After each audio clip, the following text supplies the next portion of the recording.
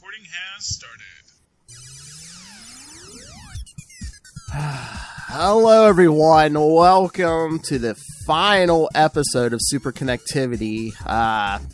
Yes, I am not Charlie Esser, and I'm sure probably anyone who listens to our shows knows that just a little over a week ago we lost that great man, Charlie Esser. But we're here to memorialize him. It's me, myself, Phil. Again, I was his co-host on here for the longest time, and then we went to Mozz over there, his skinny rich friend. We got Lilith, Hellfire, we got Tyler, we got Justin, we got nemesis. I know they used to have great Marvel versus DC debates.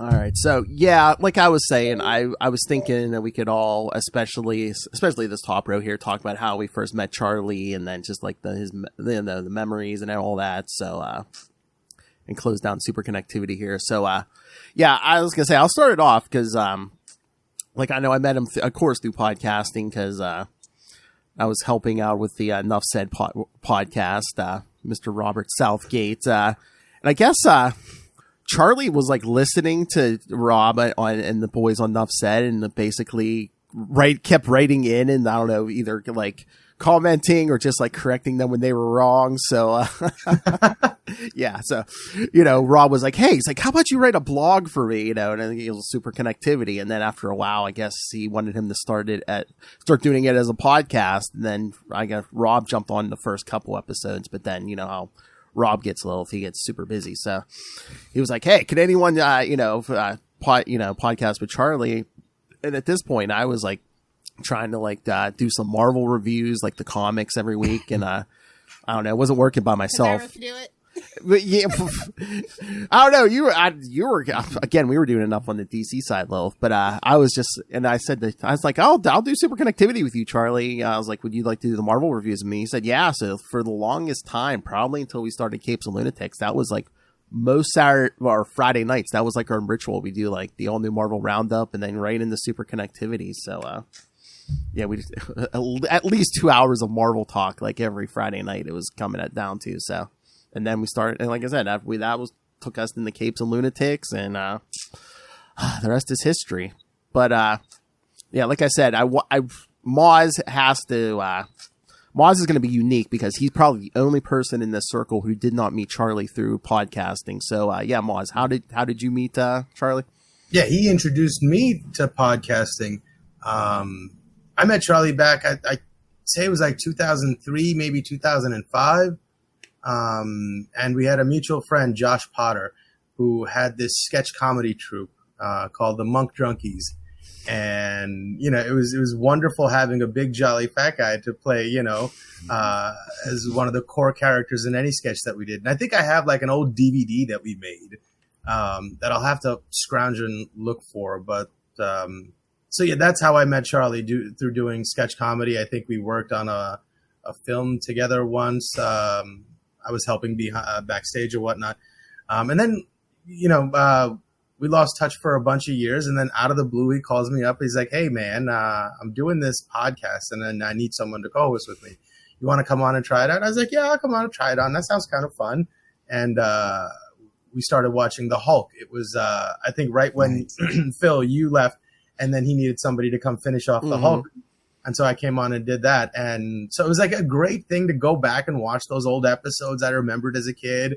And then to get there and then just swap ideas about what we thought was cool, things we noticed. And we did it every week since then, like you were saying, every Friday is 2 hours of Marvel talk. Our conversations always sort of tended to take whatever show or Marvel was talking about and turn it into like a philosophical debate. It always ended up going into that direction. And we butted heads a lot, but it was, he's one of the wisest people and someone who really took his time before he said what he said, and he understood why he was saying it. He knew how to stand behind what he was saying. And conversations and debates with him were just so great because they were so involved. He was so smart and so articulate that you really got some great stuff out of that. I learned stuff, about things about myself. And And especially then during the pandemic, like social structures were upended to such a degree, and you had nothing, right? And everybody was afraid to go out. You didn't have any social things, but this was still there. And so during that time, like we talked all the time. I think I spoke with him more so than any of my other friends, right? And even though sometimes if it wasn't talking about just, like the stuff going on in your life, heavy stuff or whatever, but just to have a place where you felt heard, right? That was really, really cool. And have a place where I could have conversations to figure out how I really felt about things. And so that was really, really powerful. And I'm really going to miss that. Oh, Mozz, I mean, I knew I was always in for a good time, like when I edited your stuff, and he would be, if he would message me and be like, oh yeah, there's a big like 20-minute chunk in the middle where we just veered off and talked completely about something else. Yeah, and completely forgot about the show. But yeah, I mean, he loves you, man. He talked about you like you were another one of his kids or like his second wife or something. I mean, I swear anytime I talk to him, it's like, oh yeah, me and Mozz did this, or, Mozz, Mozz. Yeah. All right, Lilith Hellfire, you're up. Well, I have you and Rob to thank for having Charlie in my life for the brief time that he was in it. We kind of like Phil was like, well, I got this guy on the Marvel side that's kind of you. You guys would be perfect arch nemesis. And I think the first thing we ever did was that the Avengers versus Justice League debate. And yeah, I totally was in love with that guy after that. He was just so great. He's just, you'll never meet a bigger Marvel fan, Like, true believer, that's the definition, Charlie Esser. We should just put that petition to have that in the dictionary at this point. Just a really great guy. Just really loved his outlook on life and he was Superman 3. Like, that's a special person that can look at that garbage dumpster fire or any like Spengoolies or genuinely, not like ironically, like unironic love for these really esoteric and just like abstract things. No. He passed the day before the 40th anniversary of Superman 3. Yeah. I mean, how ironic. I mean, that the man who defended that movie up and down, and it was like, oh, I was just like, what's real. that mean? If Superman 3 has 1,001 fans, Charlie's one of them. If they have one fan, it's Charlie. If they have none, he's passed away. Personally, I think it's the best Superman movie before Man of Steel. Okay, you carry the torch, Mom. This is why that is why that's his best friend. That's why that was his best friend. Yep. I feel like I watched that movie again. I caught it on cable and I couldn't stop. Clark Kent in the fields having like a little picnic with his lady friend. Yeah. And he has to stop the machines and whatnot. I was just watching it. And then the Leaning Tower of Pizza and how mad the guy, I don't know. And then you have Richard Pryor skiing down a skyscraper. Come on, Mozz is carrying the torch. Thank goodness. They have one fan again. Yeah. You know what? I know. Once I saw that it was the 40th anniversary of that movie, I'm like, oh God, he got to heaven and now he's bugging Richard Pryor about that movie. He is. That's a good question.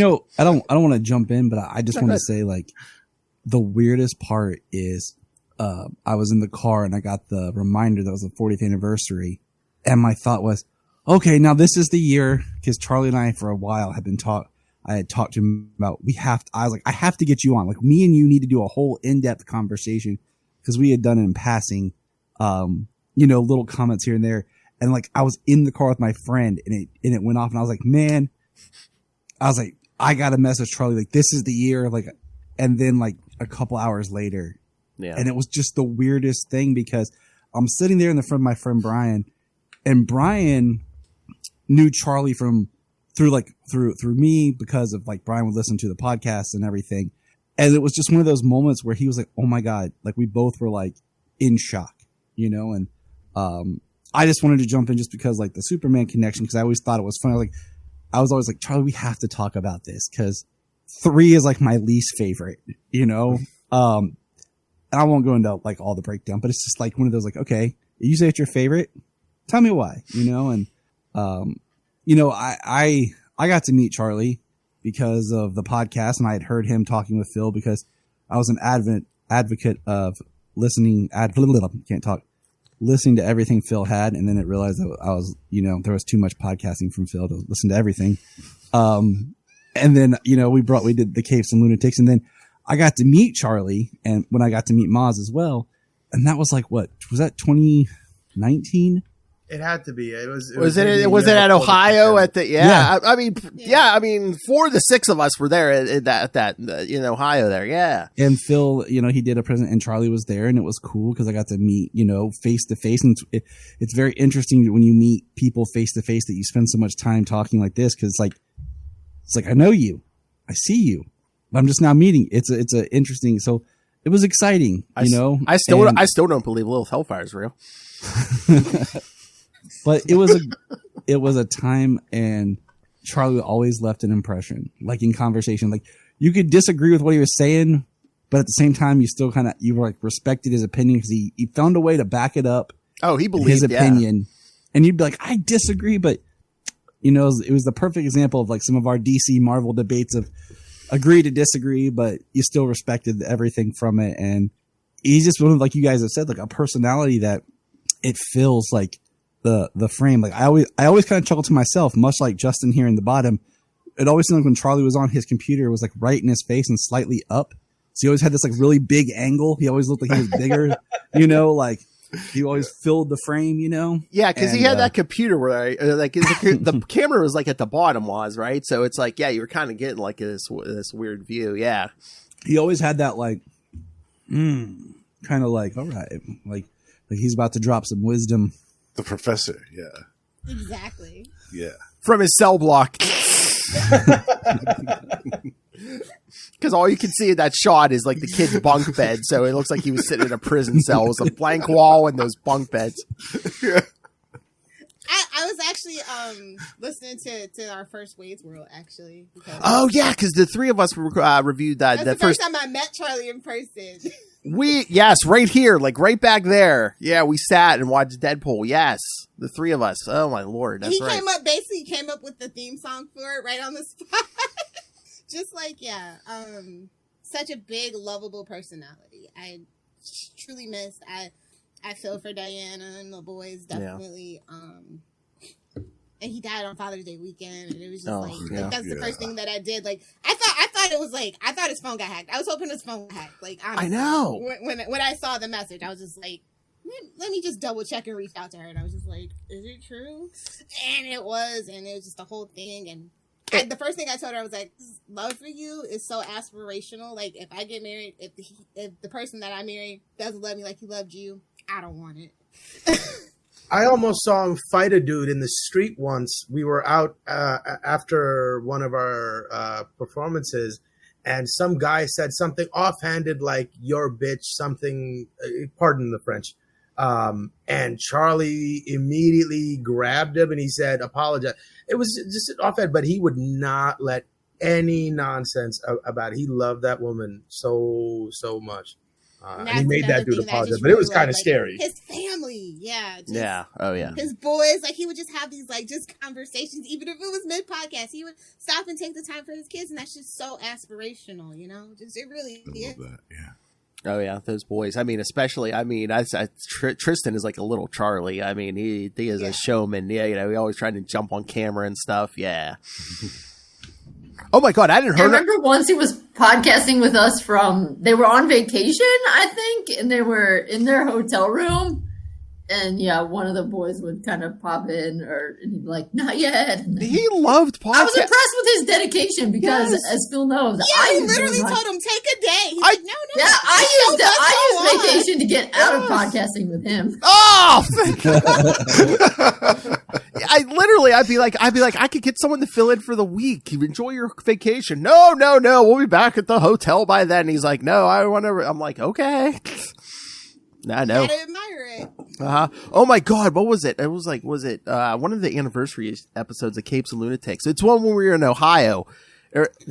I was in Mozz and Charlie's hotel room, and we. Yeah, it was that day we all got to meet, and I didn't get to get there because I had to take care of my kids.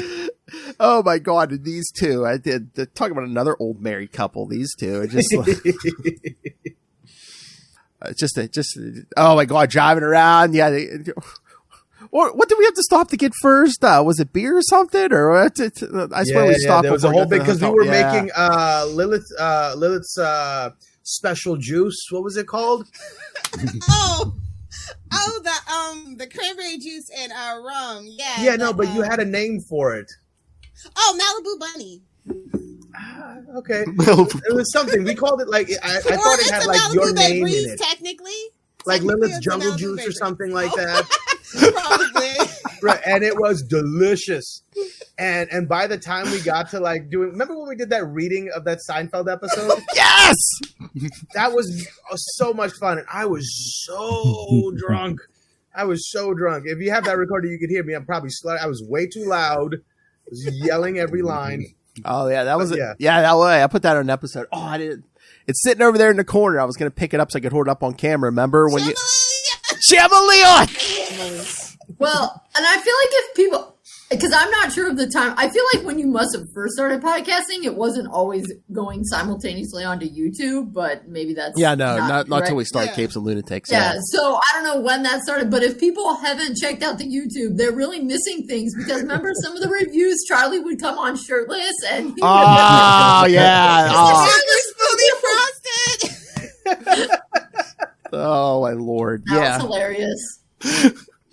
Oh yeah. I mean, I think that was for the Patreon, but yeah, he was key. Yeah, he's Oh like, yeah, I think it was. Yeah, since it was like paid subscribers. he's like, oh, I'm gonna give them something to look, for their money. Reviews. Yeah, You that's can right. advertise it every chance you get. I know. We tried to fool everyone because we'd be like, oh, well, you should subscribe to the Patreon because when we review those movies, someone's topless, and Everybody who knows.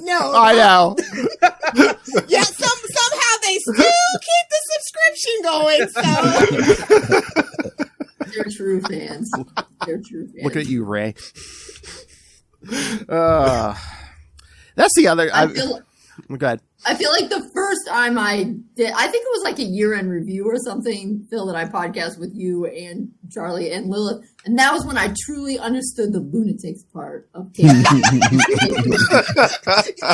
and I together, it's a mess. Like we got into like poor Phil. We like start talking about like Rick and Morty or like something else. It was like something that Phil didn't watch. And it'd be like 20 minutes. And he's just sitting there doing his little drop button. But yeah, I mean, it was awesome. Yeah, baby. Yeah. Give me like that.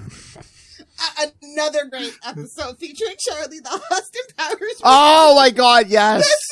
The Swedish penis pump. The part where they say with it, where the Phil, you're gonna have to put one in your background in honor of Charlie. Oh. I'm sorry. I don't know. That seems like Patreon content right there. Yeah. Exactly. Touche, Kristen. Touche. Phil, you'll have to carry on. You'll have to be topless next. That's what I said. That joke. That's what I said. Because Can we just get like a cardboard cutout of a topless Charlie and just have it in the background? We Oh. were this close to getting a Charlie puppet. Do you think we should still do the Charlie puppet? I don't know. Would that be in good corner? taste? He would love it. Yeah, he would love it, but like I don't know if that would bother the viewers. But like we were joking about that when I was down there with Phil, and we found the perfect one with the little mustache and everything. So Yeah, we'll talk it over. you'd have to do the handlebar mustache. Yeah. Definitely.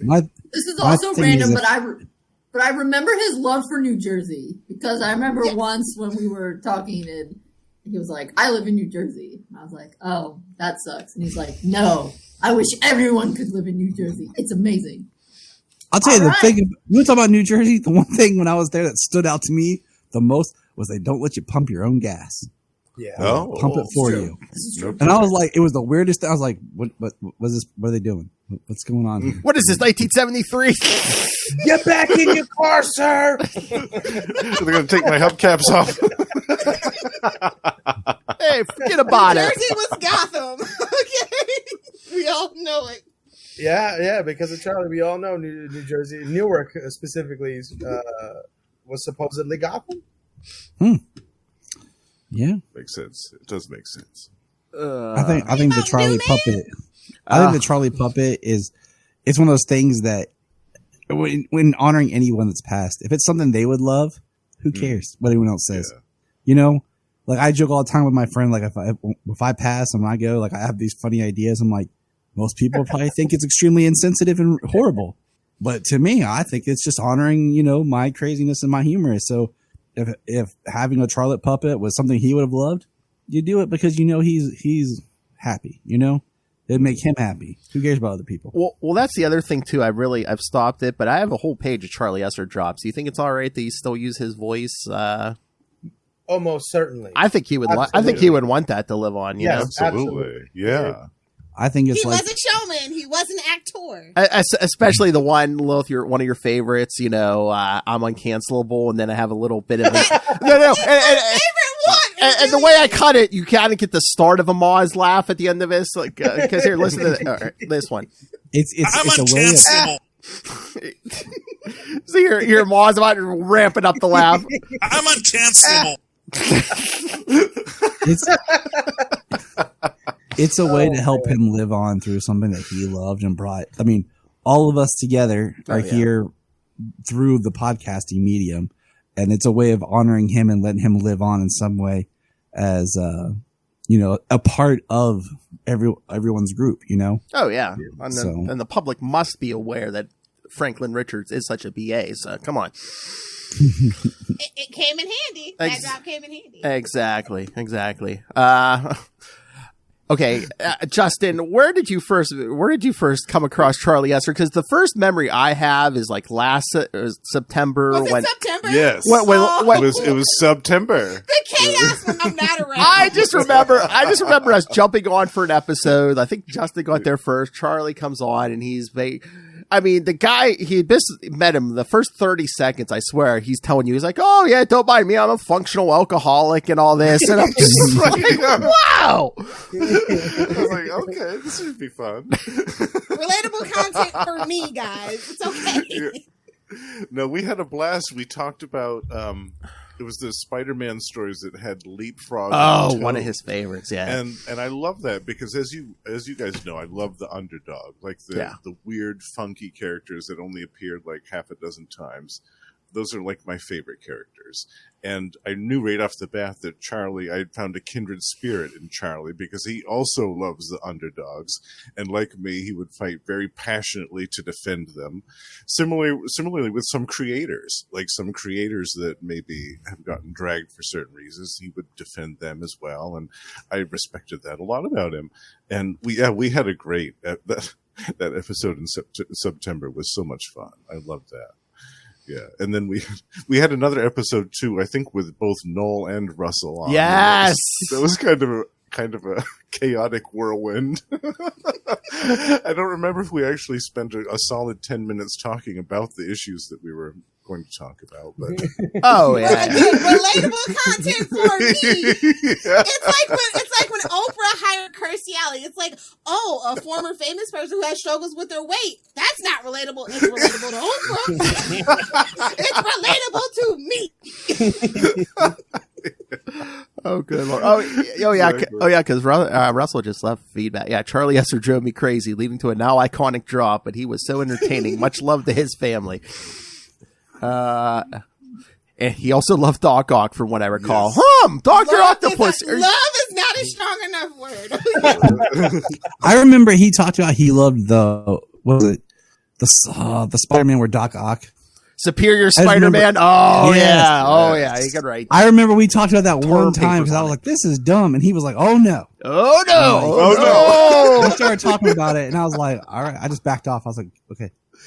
Man, that guy could find a way to defend, like you were saying, Justin, anything. He could find any excuse under the sun. You never heard him say a bad word about any movie ever. He would be the worst critic ever. He loves everything. He forgives everything. He finds it. Yeah, I can see why what if that? Yeah, that's my headcanon, so I understand it. And the pinnacle for that was during the... in him. I guess. That's true. Chris Stuckman on YouTube, he's kind of the same way because he is a filmmaker and he is very forgiving, but he goes, well, it was a little wonky here, but I can forgive it because this was so great. And that was definitely Charlie's approach to everything. Just in and out side casting. That's just who Charlie was. He just had to kind of really love that.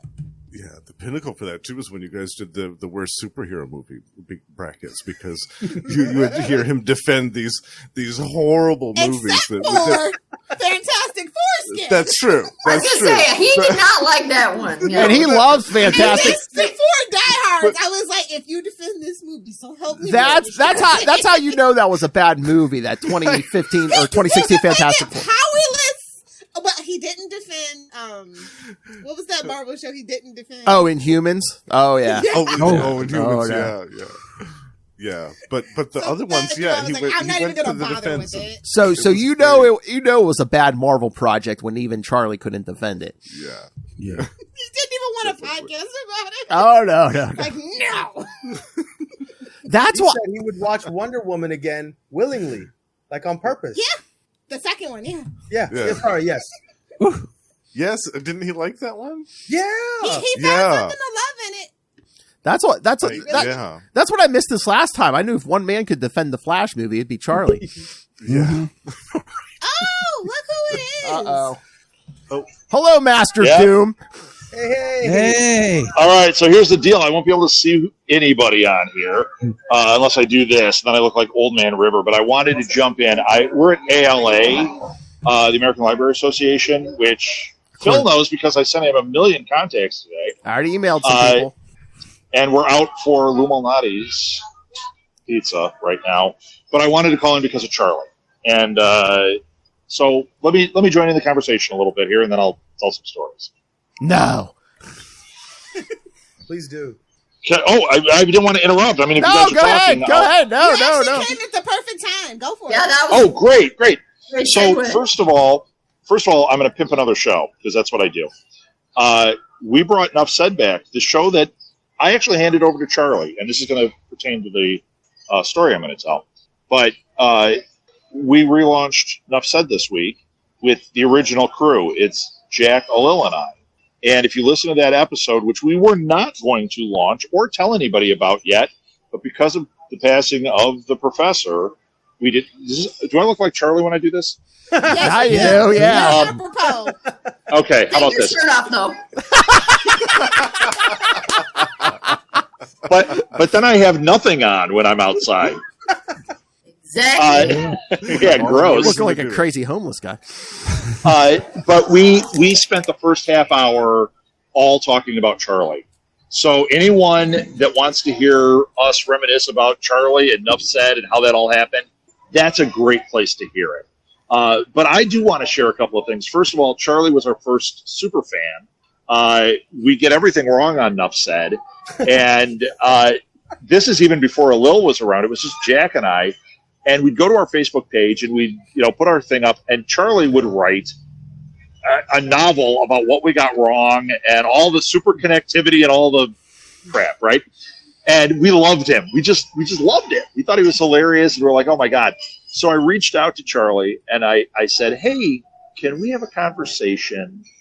And, of course, Charlie, yes. And I asked him to blog for us, right? And Jack and I were like, oh, he could do a blog. It'll look like we actually know what we're talking about. That became Superconnectivity. After about 3 blog posts, we said, hey, you could just read these straight away and make a podcast, which became Superconnectivity, which did not last 3 more blogs. The blog was ditched, and it just became a podcast, which the result then became 8 million shows on Capes and Lunatics and every other Charlie Esser joint. So that's how that happened. But the actual story I want to tell is the one that my wife said, don't make it about me, but I'm kind of, because it touched me so much. So we let Enough Said die off. We just weren't doing any shows, but we kept the feed open, and we were still getting a lot of listens. And then, Phil, you had him doing Superconnectivity and stuff with Mozz on Capes, and we said, you know what, we're going to put it on Enough Said. And then we said to Charlie, I wrote to him, and I handed him the reins. And I said, you are now the head of Enough Said. I'm stepping out. It's yours.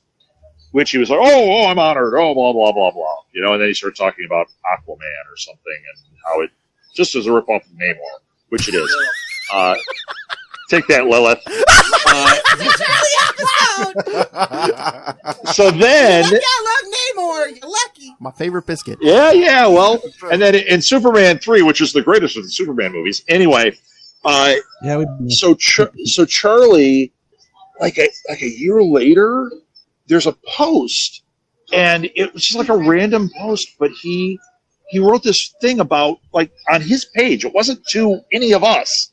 And it was about how he's been the host of Nuff Said. He took it over, and how it was his favorite podcast. And, like, his dreams have come true because he's been made the host of Nuff Said. I'm going to cry, goddammit. It was so touching to me because I'm thinking this stupid show that Jack and I went on and, like, got everything wrong on affected this guy and had a profound effect on his life. And he contributed so much to that. And then I like, what was really getting me, and this is where I'm going to cry, is I think, whose lives did he touch? Because for every Charlie Esser that we had, he had a Charlie Esser out there. So look at you guys sitting here. You were all touched by him. You all, I mean, we laugh about Charlie, and Charlie cracks us up, but he was a lovely guy. Mm-hmm. And this tragedy is just like, it's brutal. I mean, all week we've been mourning in our house over Charlie. And I just wonder who out there heard him and his weird theories and his crazy ideas that Superman 3 was any good and actually is affected by that. It's like, yeah, if Charlie could do it, I could go out and do this. Or here's a guy that believes in what I believe, which, keep it to yourselves. It's a joke. But I really love Charlie. And I mean, you guys know I love you guys. And he's going to be very missed. Very, very missed. Oh, yeah, definitely. So there was my time, Rob. You know what?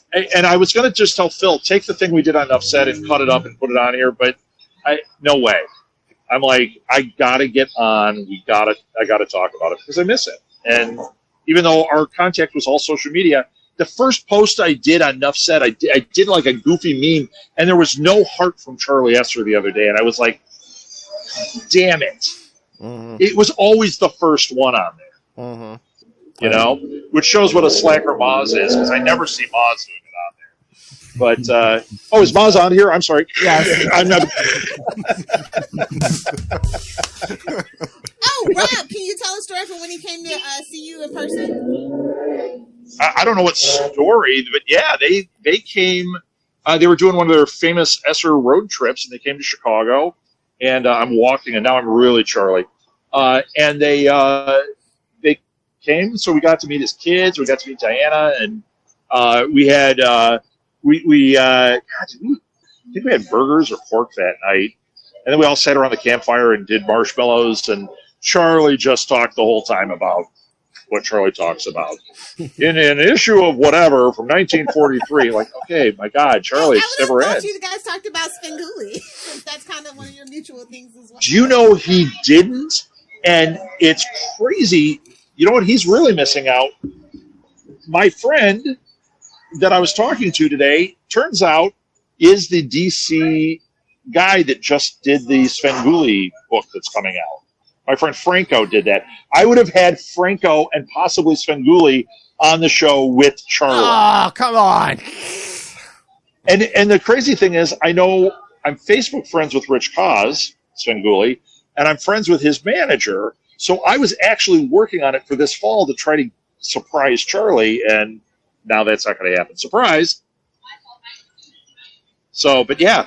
My friend Elliot actually is friends with Svengoolie and was actually trying to get a comic book made for a long time.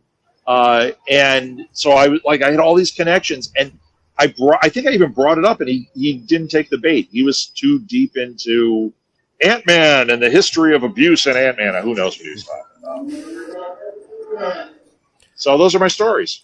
Well, I'm sure there's a million others, but that one really, I really get teared up when I know that. I had no idea. Like, this guy is like, it's my favorite show, and this is the biggest honor. And I'm like, Jesus.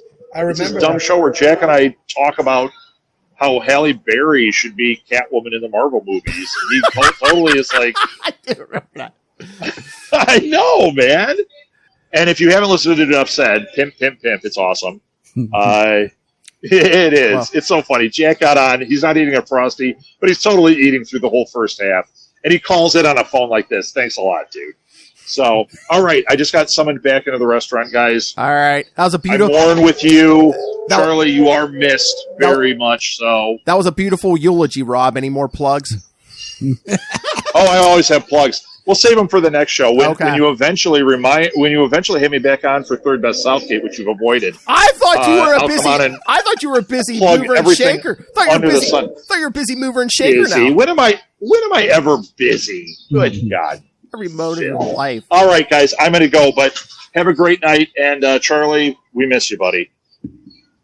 Thank you, How Rob. do I get out of here? There we go. I leave. Kick him out, Phil. Kick him out. Boy, he was doing his best Charlie impression. How do I get out of here? Okay. Lilith, that Rob, the man, the myth, the legend that connected everybody here. that Rob Southgate can give such a beautiful speech, and then it's like, oh, guess who I know, and guess what show I'm on now.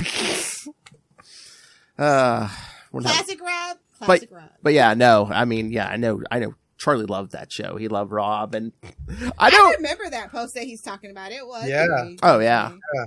I was like, Nuff says his favorite show. How dare he? No, I'm kidding. And I think like in the beginning of podcasting, I had to like explain to Charlie. I think he thought like Rob had money, like a lot, like was rich. I was like, oh no, my friend, no, he's not. He's like him and his fancy cars. I'm like, no. You're barking up the wrong. Well, I was skinny and rich apparently, so that's. I was gonna say, is that why he hooked up with Mozz? Is that why he called you back, Mozz? He was after you for your money. Like, wait, I have a friend. He was after you for your money, Mozz. Joke was on him, huh?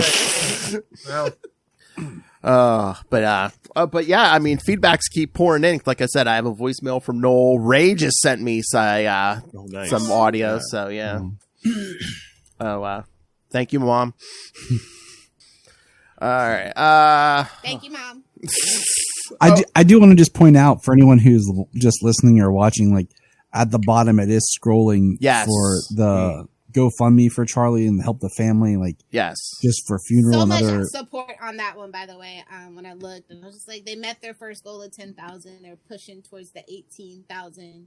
Awesome. Lots of love and outpour has been on that GoFundMe for sure. Yeah, the link will be in all the show notes. So yeah, I think it's just important to point that out for anyone who just doesn't see it or is not thinking. Something like this is. It was sudden. It was and that's the thing is like, sometimes death is unexpected, but like this was out of nowhere. Like, and we don't always all talk, but we have that group chat thing that's always there.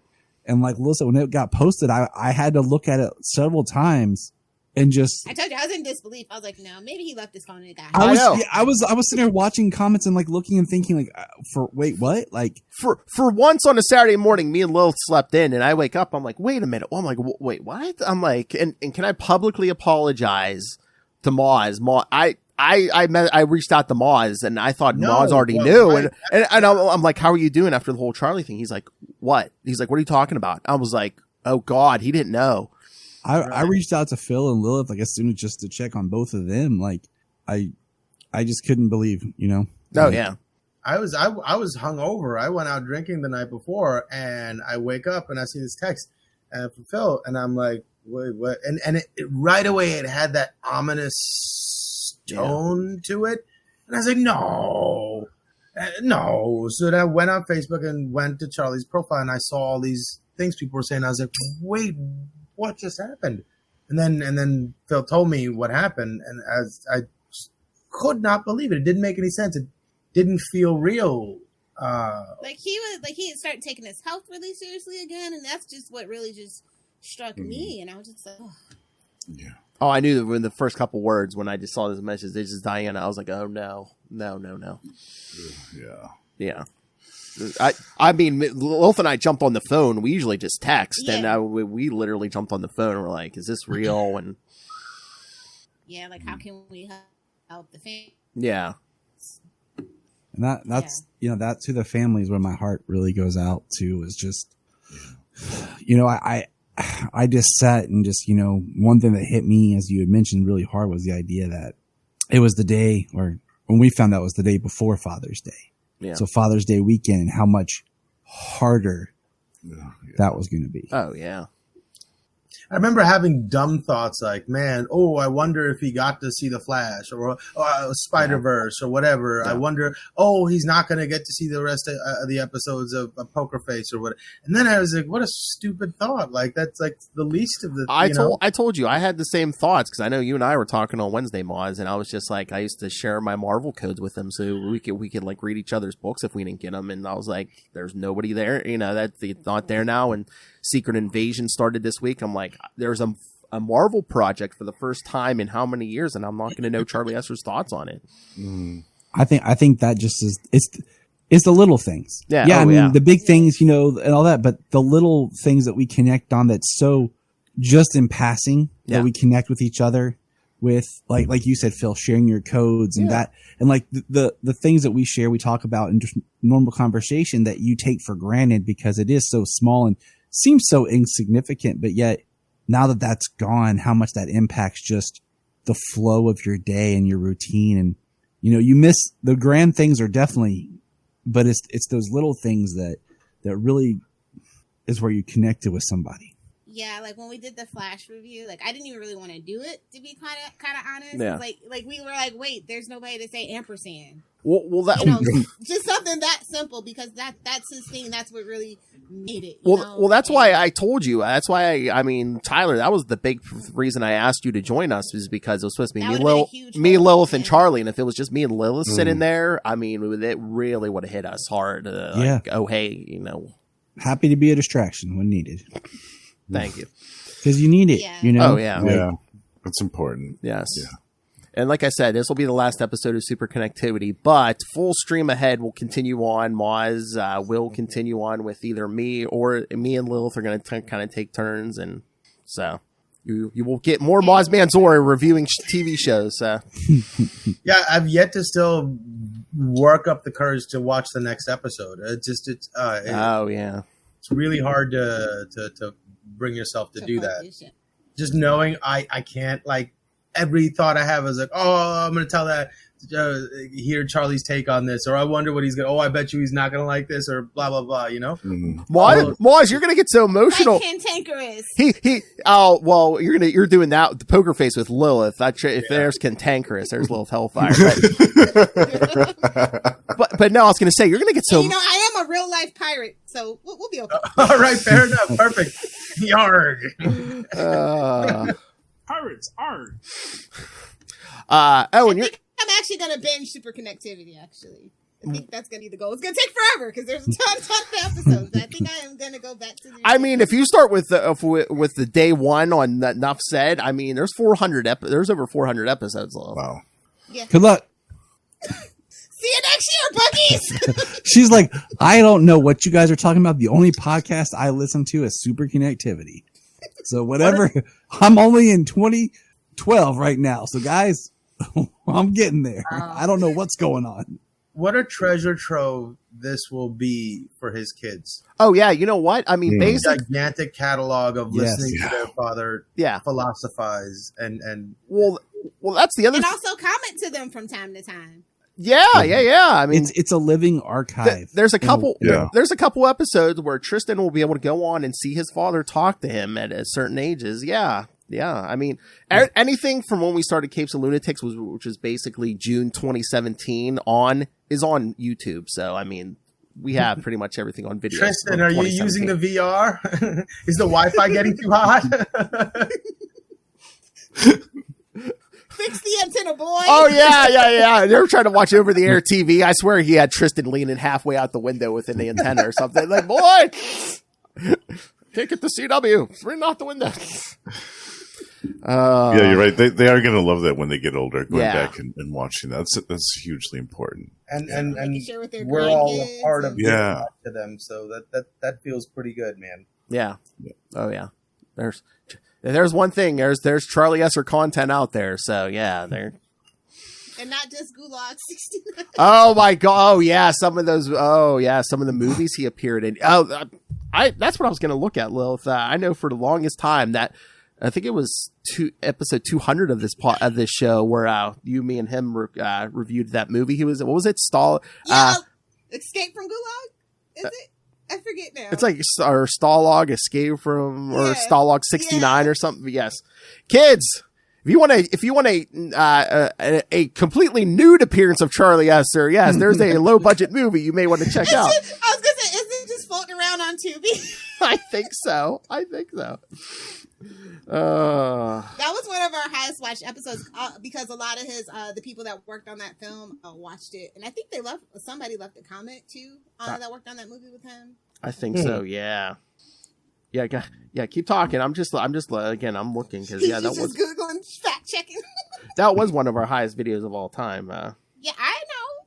I know stuff about our podcast too, Phil. Okay. You're too drunk for this. Never mind the old married couple shit we got going here. Oh, and then I mean, yeah. So he did movies, and then it was before I met him. But Mozz, you knew him when he was on Who Wants to Be a Millionaire, right? No, I don't think, I didn't know what year that was. I heard stories about it later on, but I didn't know. I found a clip. I think it was on like YouTube or something, so you can see like young Charlie Esser on Who Wants to Be a Millionaire. Yeah. Oh, I love it. I'm gonna that's pretty dope. How much did he win? I think he won something. It was like, was it like 10? It was a couple thousand. It might have been tens of thousands. I mean, it was. I think it was. I think the way he explained to me, it might have been like enough for a car or something. Something like that. It wasn't like. Well, yeah. After taxes, though, it's kind of a pain. Yeah. Yeah. I'm trying to see if I can find that so I can point people to it. Oh. Yes, it is. It is $1,000. Just search Charlie Esser Who Wants to Be a Millionaire. Yes, and you'll find it on YouTube. Yeah, he won $50,000. Can we share the screen and watch that real quick? I don't know. Are we allowed to do that? I don't know. Are there rights issues? I don't want to get copyrighted. That is a Disney property. Fair enough.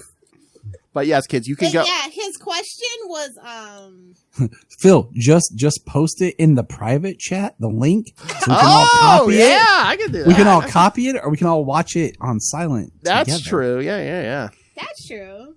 Okay, here, let me. Okay, yeah, I'll tell you that he switched the question, but his last question was what is the international radio signal for an emergency that is not quite as severe as Mayday? I want to phone a friend. That question? I want to phone a friend. What is the international radio signal for an emergency that is not quite as severe as Mayday? Is it Trey, Ton, Rel, Pan? I actually knew the answer without looking this up as a military brat, but Trey? Oh. It's D, Pan. It's what? Pan.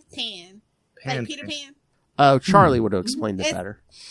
Yeah, I know. I'm sorry. That's okay. That's it. I don't know how to mansplain. I'm a lady with boobs. Yeah, there's the link in the private chat. I guess I could probably put the link in the Facebook comments, right? Yeah. Or even in the Facebook comments, yeah. Wait, we don't have any copyright strikes, right? No. I say just go for it and then Oh, what? Watch it? edit it out later. It's like almost a 20-minute clip left. Oh, is it? Yeah. I was gonna say it's not the You one get the right whole at the thing. end. Okay. Yeah, no. Say, Oh, no. usually the clip is like where they lose is how they do it. Oh, you know what it is? It might be like a whole show. So like he's not on the whole show, but they might have put like a whole show up or something. But he is that's what it looks like. He is towards it's 19 minutes. But he is towards the beginning. So You know what? I'll cut that clip and I'll Can you put that on our chat eventually. If you could send me that link, that'd be cool.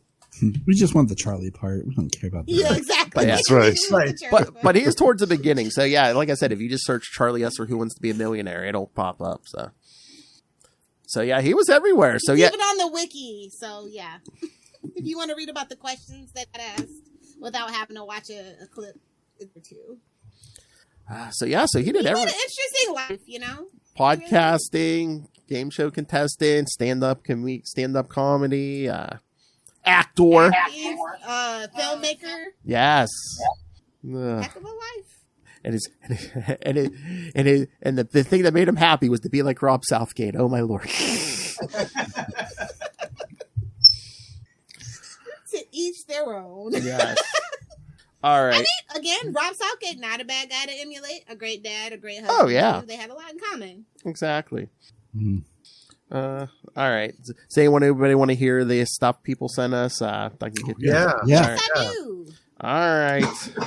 Let me. Well, I gotta sign into the voicemail here for Noel's stuff. Noel Tate, a man many of us, most especially Justin, is familiar with.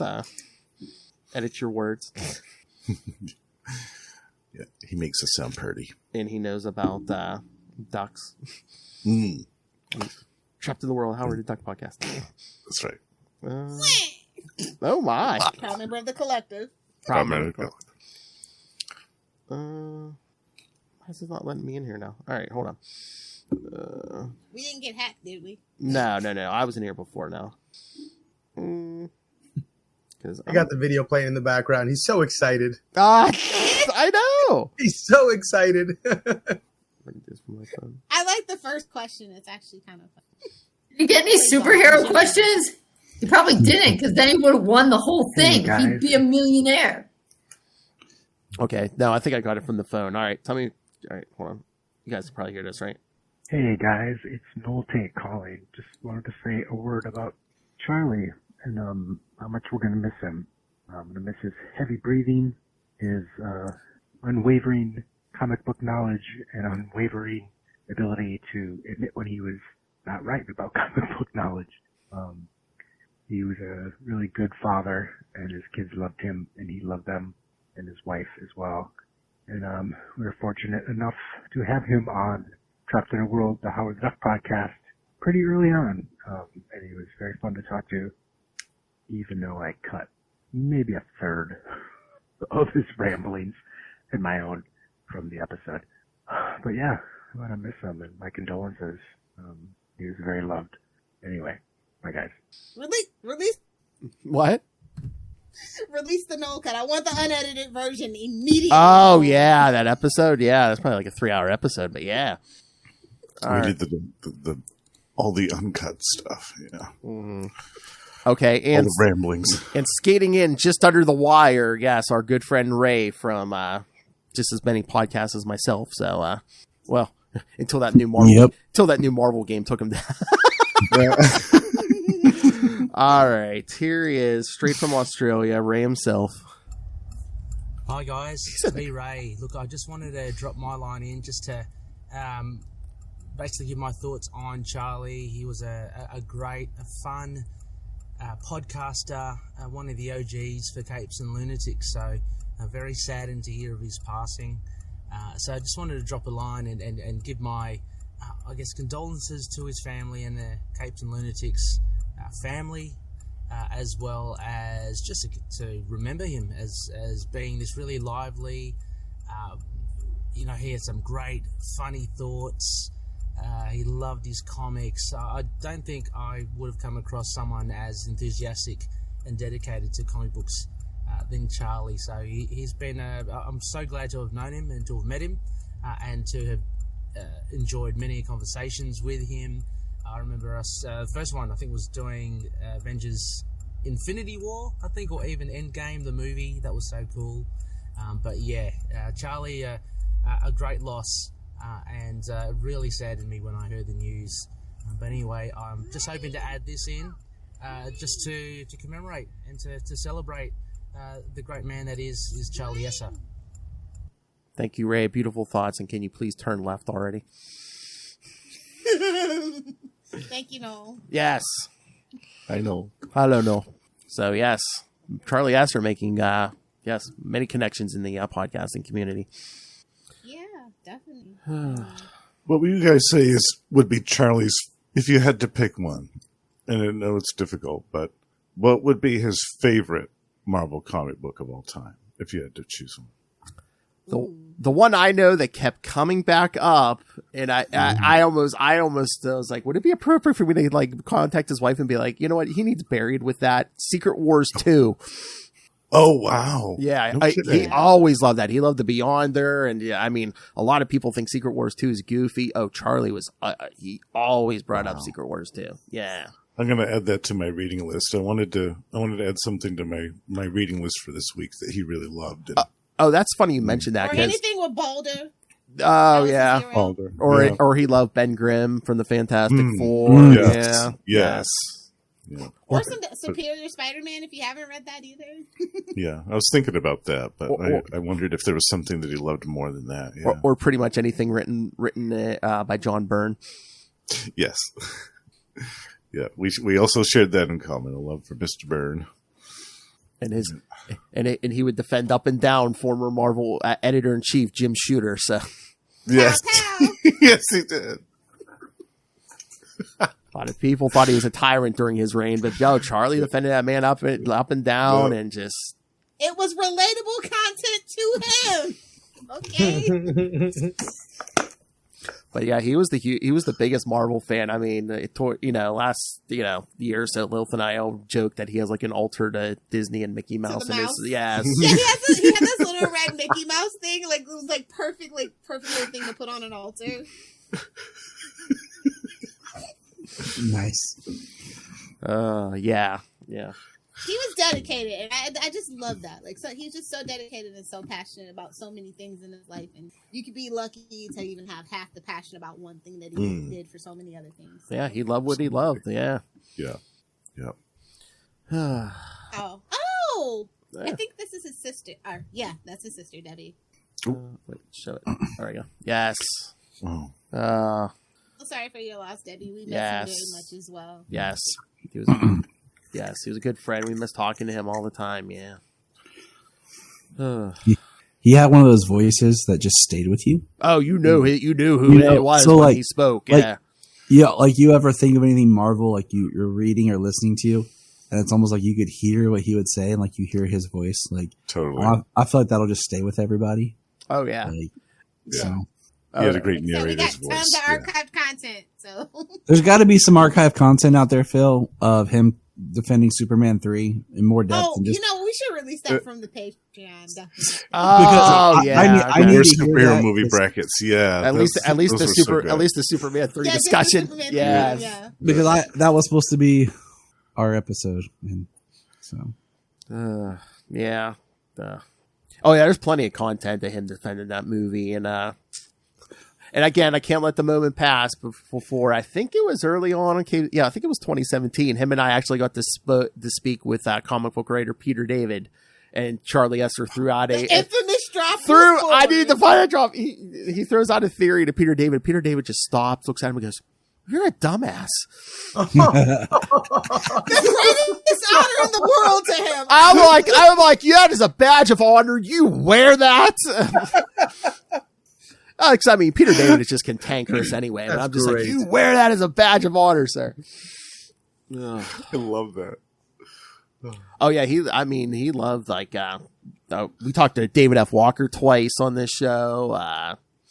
Jim Zub, the nice. Oh, play the drop. Oh, the David Walker drop. Yes, yeah. Get David Walker on the phone.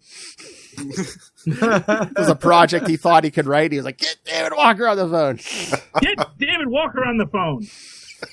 Are we gonna do favorite drops now, Lilith? Yeah. Yes. You know my very, very favorite one. Which one? Let's do the podcast. Oh, yes. I love that one too. Hold on. Oh yeah. Okay, let's actually do the podcast that we get paid nothing for. Yes.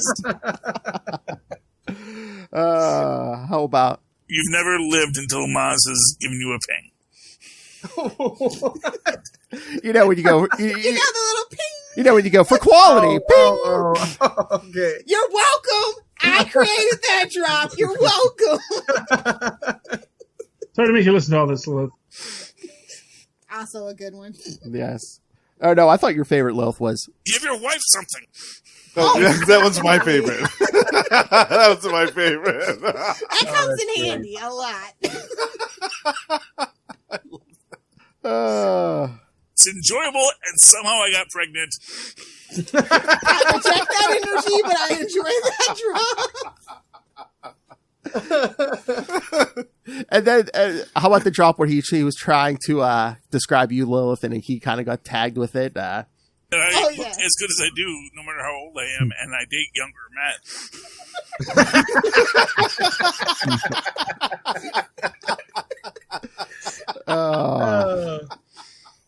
Let's see What else I got? Oh, of course, that one of the an oldie but a goodie. Because it was, bitches. Oh. Where's that? He classed up the joint. Like, Phil and I are content telling our dick jokes, you know? Yeah. Charlie really classed up the joint. That's what we loved about. We called him good old Uncle Charlie. You know, he made us be on our best behavior. We're unsupervised now, and I worry for us, quite honestly. I recognize. Kristen, you might have to come in and class it up with your professorship. I thought that was your guys' rule, that I was not allowed to get vulgar on the show. Oh, well, when we were part of the Southgate group network, Rob preferred us not. And for Capes, because this is like where we do our interviews and stuff, obviously you've never listened to Salty and Petty. Yeah, Lilith has been getting looser and looser. Relax that rule, but like on Capes specifically, because we do the interviews and this is like the public-facing show, we kind of try to keep it toned down, but we sneak in our dick jokes every now and then. Not right now. Not without supervision. Exactly. Oh, and remember what he told his son one time when we were podcasting? You were still breathing, so I assumed you were okay. Oh, my favorite conversation was about it's okay to drop babies because they bounce and have the sauce. I was like, well, he's got 2 kids. I guess he knows. I'll take your word for it. I do it for free. I like everything. Not a chore drop. Not a chore drop out there. Yes. I'm going to do what I want to do. There's the true drop.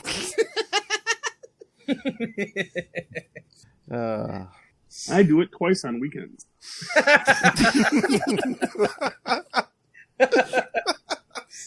of context, Charlie drops are the best.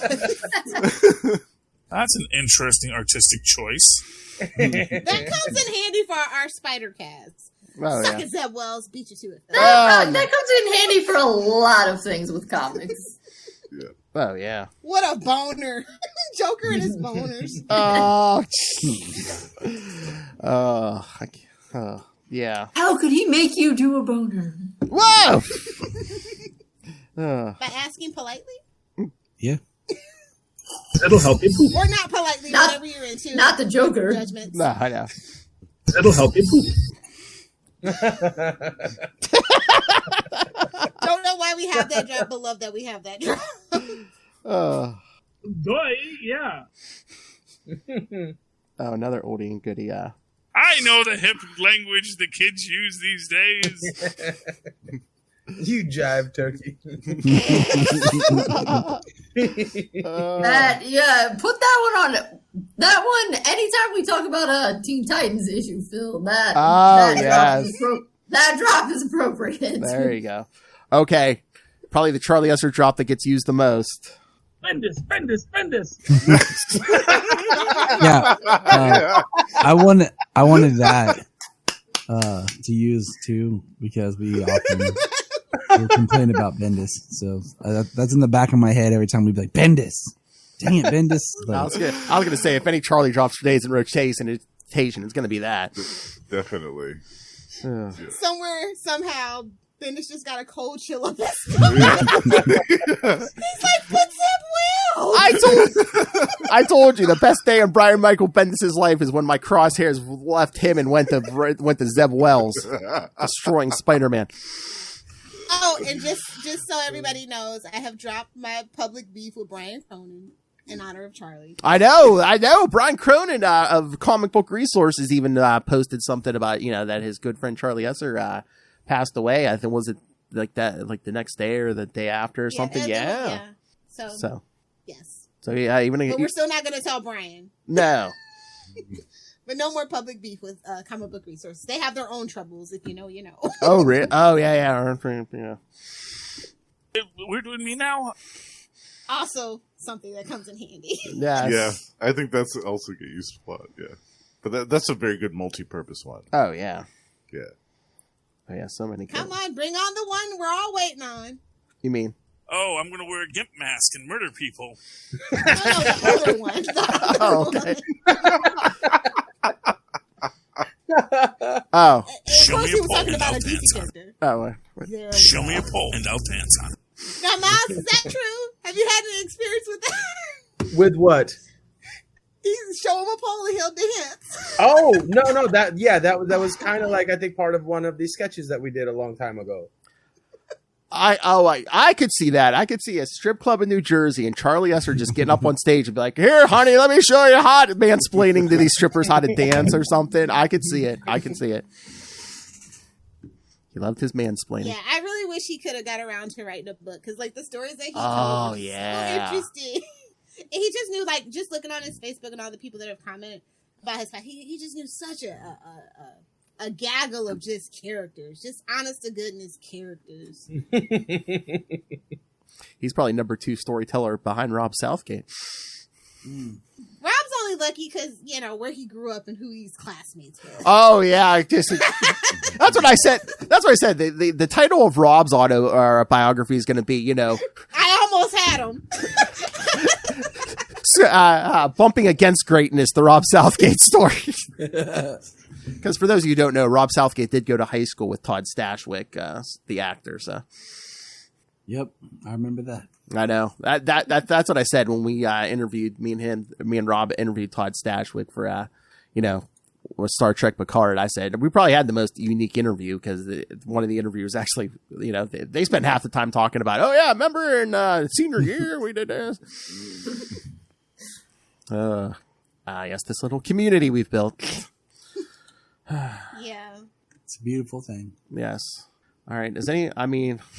We could go on. I know. I was gonna say I don't want to end, but I don't know. Yeah, I don't want to. I think that Charlie will have one of those presents and things that. Oh yeah. Throughout everybody's conversations and shows, there'll be like something sprinkled or comments made, and he'll always be a part of things. Oh yeah, especially with the drops. Yeah. Definitely. We're getting the puppet that does it. Oh yeah. Okay. I am gonna have to knit a Superconnectivity shirt for it, but that's okay. Yes. Yes. Oh yeah. Raise them high. Yeah. Of course, mine is 69, but I can't go any higher. I got number 1. Yeah. That's I got 0. Did you? Oh. Yeah. Why? See, there's number 1, and then there's the captain. He's right. No, that's how that's kind of a reference to why I asked why number 1 was number 1 in Star Trek. He's like, well, it's based on the Navy, you see. That's what my dad told me. So, yeah, number 1 is number 1, but the captain is God, so that's why number 1 is number 1 and not the captain. Huh. Hmm. Well, why is Mozz 0? Or a skinny rich friend is size 0? I don't know. You know, is it 00? And it says it's Mozz on the back. What does the back of yours say? I think just Lilith Hellfire. Oh, mine says podcast because I was trying to give myself the nickname podcast for a while. Yeah. So I know he was like, "Do you like it?" I'm like, "Yeah." I love it. Yeah, that was really actually thoughtful and sweet. That was a really good private. I went to a pool hall once, and they thought I was in a league. Nice. Nice. What league are you in? I said, no. This is for a podcast. The Charlie Esser League. That's great. Wink. Give them the old Paul Newman Shark Hustler. Right. What a pool league. I'm but a humble podcaster. A pool. Boom, call your shot. A pool. The ball? Don't mind if I do. A pool league. I'm not a nerd. I podcast.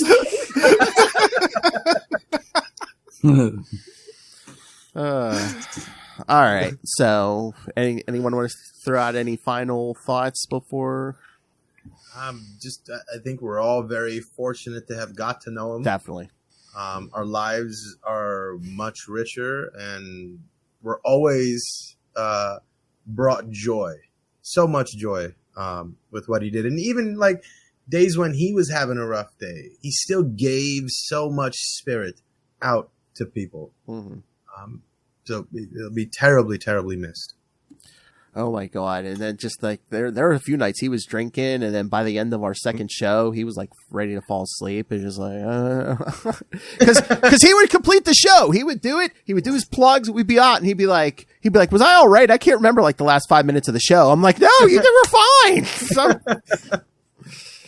again, relatable content for me. Now Yeah, we exactly. have nothing relatable on this whole damn network for me. Gonna have to work on that though. someone's gonna have to think I'm drinking to make Lilith Hellfire and I'll feel lonely. But Come yeah, on, Jen. Put the edibles down and drink with me. good Lord. Speaking of which, I'll just go ahead for Charlie. Raise him if you got him for Charlie Esser. That's it. There we go. Raise him for Charlie Esser if you got him. Look, I'm drinking out of a marble cup. Charlie Esser. There you go. But, no, and I just wanted to say, Mozz, I'm glad you're sticking with us and you're still part of the team. And I think Charlie would be very happy that you're keeping the torch alive. And Especially keeping the Superman 3 #1 fan torch alive. Hey, man. I have fond memories from childhood. I love that movie. And the first two never made any sense. He trapped him in a sticker? Come on. How does that make any sense? That has any literary merit? or Superman could shoot a laser out of his finger. Lilith, you know. Lilith and Justin on one screen. It's a celebration. That's right. Yeah, thank you for joining us. Thank you for telling your tales. I really wish we could have got the boys, but they're busy, and I just kind of want to leave them to it right now. Yeah. I was gonna a little bit healed. Yeah, that's why I didn't ask his family. I'm like, But just they let have them. this, you know. to Yeah. look back on. Yes, I mean, Ben, Tristan, if you watch this or listen to this, your father was a great man, and he touched a lot of lives, and he's raising some great kids too. Oh, Those are yeah. really, really good kids, man. Really smart, really, really empathetic. Yeah. Yeah. And if Tristan ever wants to come and jump on to talk about comics, it would be an honor. Yes. That's what I mean. We We're all having a summer of symbiotes.